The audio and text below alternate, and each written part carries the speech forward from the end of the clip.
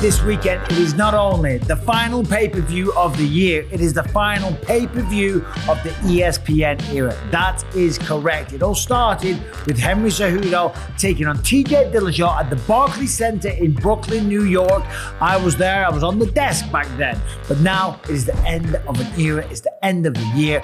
And Merab Dvalishvili is attempting to make history by defending the belt 4 times in a calendar year, more than anyone else has in UFC history. It is crazy. And top to bottom, this fight card is phenomenal. And I'm going to tell you who's going to win it. But looking at these prelims, I'm telling you, it starts off straight away. Mohamed Naimov versus Myron Santos. That's a really good fight. Then you've got Mansour Abdul Malik taking on Tony Chocolate.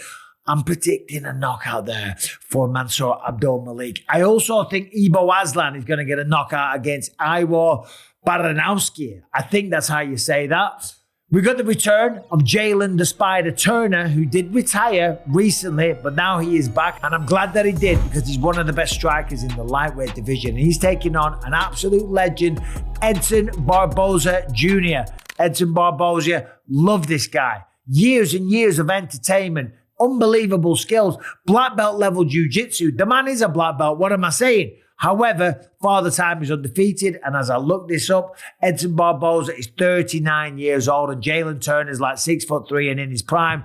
Probably going to go with Jalen Turner there. We've also got Marvin Vettori taking on Bruno Ferreira, Macy Barber, Karina Silva, Terrence McKinney versus Chris Duncan. That is an unbelievably violent matchup. Someone will get knocked out. That's as simple as that, but still, I'm not even on the main card. Grant Dawson is on there as well versus Manuel Torres.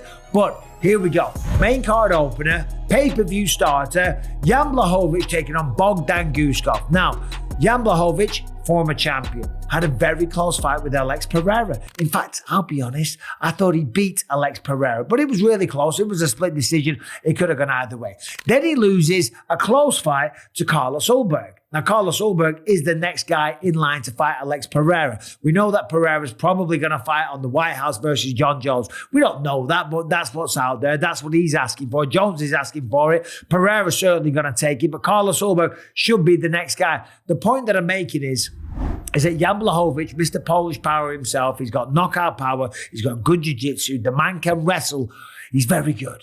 But he is 42 years old. And then on the flip side, you've got Bogdan Guskov, who is 33 years old, and the man is on an absolute tear, finishing everybody. 18 wins, 3 losses, 15 knockouts, 3 submissions, a 100% finishing rate. Last time, knocked out Nikita Krylov, who's still a young man himself as well. Not an easy thing to do. Knocked him out in the very first round. Before that, it was a guillotine over Billy Elikana. Knocked out Ryan Spann. Knocked out Zach Pauger, okay? He did get submitted by Volkan Oezdemir, right? But he's learned from that. He's still only 33 years old, and I love Jan Blachowicz. The man is awesome. When you meet a bear, he wants to, eat you, kill you. My tactic, what will be? So you need to lay it on the ground. Take shit to your pants, because bears don't like this kind of smell. You need to, lay, don't move. They think that you die, and and I think when you see the bear, it's not hard to take a shit. But I do believe that Bogdan Guskov will get the job done here by decision. I don't think Jan Blachowicz is an easy man to finish by any stretch of the imagination, but I do think the time on the side of Bogdan Guskov, less injuries, less surgery, stuff like that, he'll be a little bit quicker, a little bit sharper, and he'll get a decision. All right, UFC 323 is here with history in the making. Not 1 title fight, 2 title fights, and Merab defending his belt for a 4th time in a calendar year. It is crazy, and there's no better way to get involved and feel the intensity than with my partners at DraftKings Sportsbook. Right now, new customers who bet just $5 get $200 in bonus bets if your bet wins. No matter who you're backing at UFC 323, this is your shot to get in on the action. So to get involved, download the DraftKings Sportsbook app today. Use the promo code Bisping. New customers bet $5 and get $200 in bonus bets if your bet wins. But you got to download the DraftKings Sportsbook app today. You got to use the promo code Bisping, and you can stay in on the action and use your bonus bets on DraftKings same game parlays for a shot shot at an even bigger payout. Combine multiple bets together from the same fight, and if you love the thrill of live betting, DraftKings has got you covered. Bet live on star player props and in-progress fights as they happen, making watching the matches that much more exciting. And if sports betting is not yet available in your state, don't worry, you can still join in on all the fun with DraftKings Pick 6 and have the shot to win cash prizes. So, right now, download the DraftKings Sportsbook app today. New customers use the promo code Bisping, turn $5 into $200 if your bet wins, paid instantly in bonus bets. The crown is yours. That's promo code Bisping only at DraftKings Sportsbook. Right, coming back, the king of cringe, Henry Cejudo. This man was on top of the world, he was on top of the sport, he was a 2-weight division champion, he knocks out Dominic Cruz, then he retires and takes 3 years away from the sport. Probably a negotiation tactic, comes back, fights for the belt against Aljamain Sterling, loses a split decision, then loses to Merab, and then loses to Song Yadong. Yes, again, a double eye poke situation, much like Tom Aspinall. So that was sad to see, but it went to the scorecards, and Song Yadong was the winner on the scorecard. So he's on a 3-fight losing streak. He's also 38 years old. I'm doing some breathing exercises if you're old like me. And he's taking on Payton Talbott, who is 27. Okay? Now, this isn't a sport for old guys, certainly when you're in the bantamweight division. But Henry Cejudo is not your average guy. He's one of the greatest combat sports athletes of all time. He's also the king of cringe. He's a gold medalist at wrestling, but he is 37. There is a lot of wear and tear on the body. However, this guy, Payton Talbott, has only one loss on the record, and that was to Raoni Barcelos. What did Raoni Barcelos do? He out-grappled him. He took him down. He pushed him up against the fence, and he is also an older guy at 38 years old. Now, he came back in style. He got a good win over Felipe Lima, and he looked like he'd improved that area. The takedown defense was improved. The striking is beautiful from Payton Talbott, but there's just something about Henry Cejudo and the fact that Raoni Barcelos was able to use that game plan. I think Henry Cejudo comes back and gets the job done. Moving on, the former flyweight champion of the world, Brandon Moreno, taking on Tatsuro Taira. Now, Taira was doing big things and he was on a fast track towards the title shot, the first Japanese champ in the UFC. But he went up against Brandon Royval and he lost. He was taken down, he was out-hustled throughout the fight. Tatsuro Taira definitely had his moments. It was a competitive fight, but Brandon Royval, he was victorious. Before that, of course, we saw Tatsuro Taira knocking people out, taking their back like against Alex Perez, locking up the legs in such a way that when Alex Perez went down, he blew out his knees. He's an excellent striker. He's a creative grappler. He had that one loss, but then he came back and just choked the face off Hyung Sung Park, right? The man has improved. But Brandon Moreno, let's be honest, this man's been in there with every style under the goddamn sun. And unless you're a true championship caliber, you ain't going to get the job done against Brandon Moreno. He beat former champ Steve Versick. He beat Amir Albazi, one of the most technical guys in the division. Before that, he had 2 losses, okay? Brandon Royval and Alexandre Pantoja. These were split decision losses. Very, very close.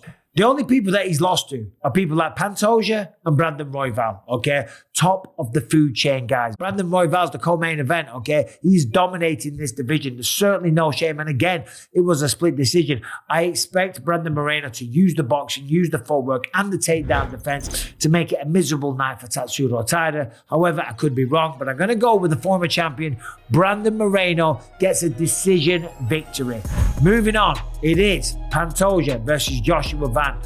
Now, Pantoja's cleaned house. Simple as that. This man's brilliant at every facet of mixed martial arts, but where he really stands out is walking forward. He throws vicious, aggressive punches with real consequences if they land, and then he gets the clinch, and he is an expert at taking people down. And as he's taking them down, he transitions to the back. 30 wins, 5 losses, 8 knockouts, 12 submissions, and he's on a crazy win streak. Last person to beat him was 5 years ago, Askar Askarov in a close one, and before that, Davison Figueiredo. The man's unbeaten since 2020. He's on a crazy win streak against Manel Kape, Brandon Royval, Alex Perez, Brandon Moreno, Brandon Royval, Steve Versick, Kai Asakura, and Kai Kara France. The man is on a roll, and he's choking people out like crazy, okay? And I think that is what he's going to do once again to Joshua Van. I love Joshua Van. I love the style. And I do believe that if Joshua Van can get the job done here, it'll be via knockout, right? He's got beautiful boxing. He's got a good team. He's got nice footwork and he's got decent takedown defense. But having decent takedown defense, that's not enough to stop somebody like Pantoja. The man is an expert. Van is cleaner on the feet. He's going to have to stay away from the fence. If he gets pushed up against the fence, it's over. He's going to get taken down and he'll get choked out. If he stays off the fence, if he's very, very disciplined, if he utilizes a lot of circular movement, stays on his bike, sticks and moves, he might win a decision. But just Alexandre Pantoja, no offense to Joshua Van, he's that guy. He really is. I've got Pantoja winning in case you didn't realize that. And then the main event, the man on the mission, Merab Dvalishvili, the machine taking on Petr Yan. Now, this is an interesting fight. We know Merab's killing it. We know he's attempting to make a fourth defense in 1 year, which is just unbelievable, right?